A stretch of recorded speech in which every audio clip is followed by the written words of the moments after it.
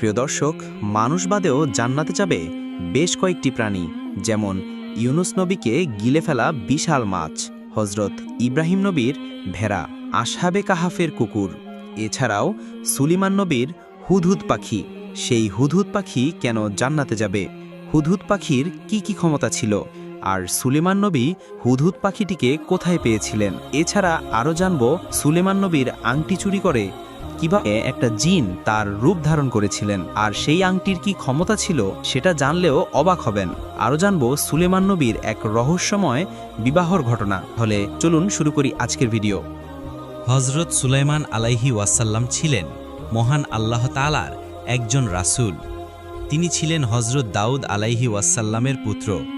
মহান আল্লাহ তাআলা তাকে সমগ্র দুনিয়ার বাদশাহী দান করেছিলেন। তিনি এই দুনিয়ার পক্ষে প্রায় ৭৫০০ বছর পর্যন্ত মানুষকে তাওহীদের দাওয়াত দিয়েছিলেন। এছাড়া মহান আল্লাহ তাআলা তাকে সমস্ত পশু পাখির ভাষা বুঝার বিশেষ ক্ষমতাও দিয়েছিলেন। একদা হজরত সুলাইমান আলাইহি ওয়াসাল্লামের দরবারে বনের সমস্ত পাখিরা এসে হাজির হল। পাখিরা হজরত সুলাইমান আলাইহি ওয়াসাল্লামকে তাদের পরিবারের একজন মনে করত। তারা সবাই হজরত সুলাইমান আলাইহি ওয়াসাল্লামের সেবায় নিয়োজিত হয়ে গেল। তারা কে কে কাজে পারদর্শী তার ফিলিস্তি হজরত সুলাইমান আলাইহি ওয়াসাল্লামকে দিতে লাগল। সমস্ত পাখির কথা শেষ হলে এবার এলো হুদহুদ পাখির কথা। হুদহুদ পাখি হজরত সুলাইমান আলাইহি ওয়াসাল্লামকে সম্বোধন করে বলল, হে আল্লাহর নবী, আমি সবসময় আপনার নিকটে থাকতে চাই। আমার এমন একটি জ্ঞান রয়েছে যা অন্য কোনো পাখির কাছে নেই। এই কথা শুনে হজরত সুলাইমান আলাইহি ওয়াসাল্লাম হুদহুদকে বললেন, তোমার এমন কি জ্ঞান রয়েছে যা অন্য কারো কাছে নেই? তখন হুদহুদ পাখি বলল, হে আল্লাহর নবী, আমি যখন আকাশে উড়ে বেড়াই তখন পৃথিবীতে পানির স্থলগুলো আমি দেখতে পারি। এই কারণে মাটির গভীরে থাকা পানিও আমার দৃষ্টি এড়ায় না। আমি উপর থেকেই পানির গভীরতা মাপতে পারি এবং পানির উৎসের খোঁজ বের করতে পারি। সেজন্য আমি যুদ্ধের সময় আপনি এবং আপনাদের সৈন্যদের সঙ্গে থাকতে চাই। তার কথা শুনে হজরত সুলাইমান আলাইহি ওয়াসাল্লাম খুশি হয়ে বললেন, হে হুদহুদ পাখি, তুমি আমাদের একজন ভালো বন্ধু। আমরা যখন পানি ও ঘাসবিহীন মরুভূমিতে অবস্থান করব তখন তুমি আমাদের সঙ্গে থেকো। হজরত সুলাইমান আলাইহি ওয়াসাল্লামের এই কথা শুনে কাক খুবই ঈর্ষান্বিত হল। অতঃপর সে বলল, হে আল্লাহর নবী, এই হুদহুদ পাখি মিথ্যা বলে আপনার সঙ্গে বেয়াদবি করেছে। সে আকাশ থেকে মাটির ভেতরের পানির গভীরতা দেখতে পায়, অথচ এক মুঠো মাটির নিচে তার জন্য পেতে রাখা ফাঁদ সে দেখতে পায় না। যদি তার কথা সত্যিই হয় তাহলে সে মাটির ওপরে শিকারীর রেখে দেওয়া ফাঁদে আটকে যায় কেন?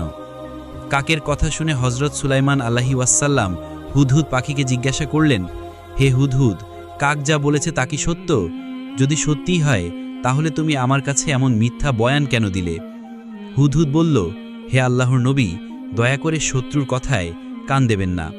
আমি আমার জ্ঞান এবং দক্ষতা নিয়ে যা বলেছি তা মিথ্যা হলে আমাকে হত্যা করে ফেলুন। কাক আমার বিরুদ্ধে যা বলেছেন তা দিয়ে সে মহান আল্লাহ তাআলার আদেশ এবং সিদ্ধান্তকে অস্বীকার করেছেন। সে এই কথা বুঝতে পারছে না যে নিয়তির কারণে আমি ফাঁদ দেখতে পাই না।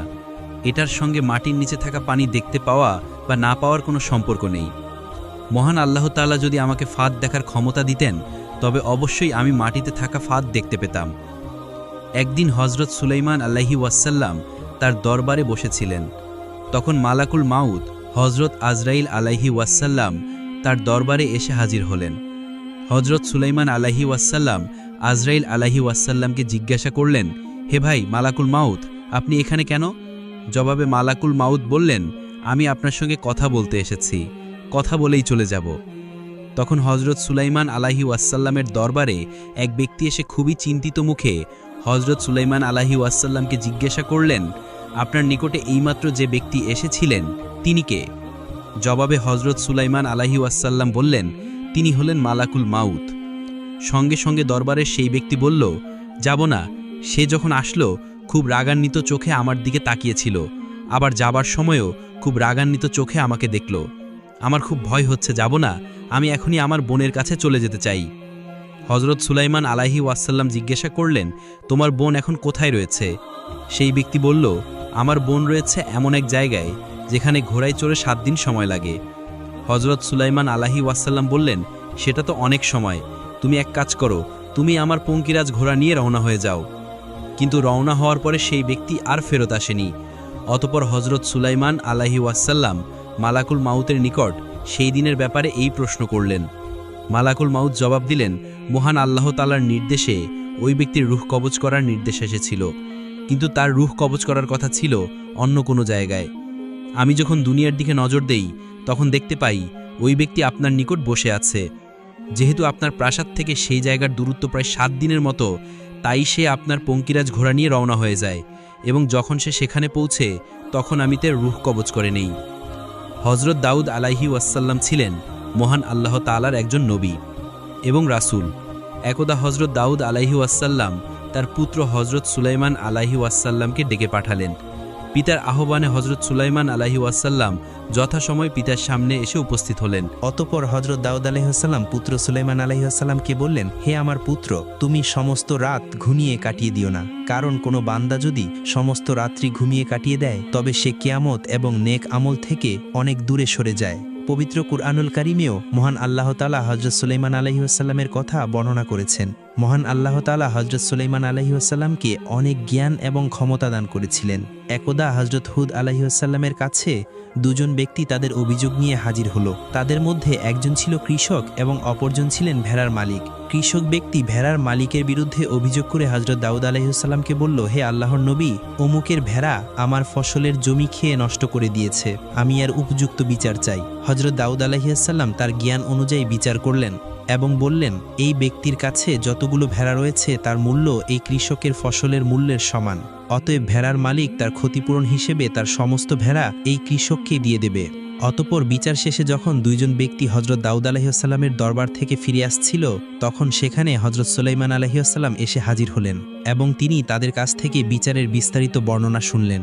সমস্ত কথা শুনে হজরত সুলাইমান আলাইহিসসালাম সেই দুই ব্যক্তিকে নিয়ে পুনরায় হজরত দাউদ আলাইহিসসালামের নিকট হাজির হলেন এবং বললেন, হে পিতা, আপনি অনুমতি দিলে এই দুই ব্যক্তির অভিযোগ অনুযায়ী আমি আপনাকে একটা পরামর্শ দিতে চাই। হজরত দাউদ আলাইহিসসালাম বললেন, হে বৎস, তোমাকে অনুমতি দেওয়া হলো, পেশ করো তোমার সেই পরামর্শ। অনুমতি পেয়ে হজরত সুলাইমান আলাইহিসসালাম বললেন, হে পিতা, আপনি এই ভেড়ার মালিকের সমস্ত ভেড়া কৃষকের কাছে সোপর্দ করে দিন এবং কৃষকের সমস্ত জমি এই ভেড়ার মালিকের কাছে সোপর্দ করে দিন। এরপর ভেড়ার মালিক কৃষকের জমিতে পুনরায় চাষ করে সেই অবস্থায় ফিরিয়ে আনুক যেই অবস্থায় এই ভেড়ার মালিকের ভেড়া তার ফসল নষ্ট করেছিল, এবং এর মাঝে এই কৃষক সমস্ত ভেড়া থেকে দুধ এবং পশম সংগ্রহ করে উপকৃত হোক। এরপর ভেড়ার মালিক কৃষককে তার ফসল ফিরিয়ে দেবে এবং কৃষক তার কাছে থাকা সমস্ত ভেড়া ভেড়ার মালিকের কাছে সোপর্দ করবে। হযরত দাউদ আলাইহিসসালাম হযরত সুলাইমান আলাইহিসসালামের এই পরামর্শ শুনে খুবই খুশি হলেন।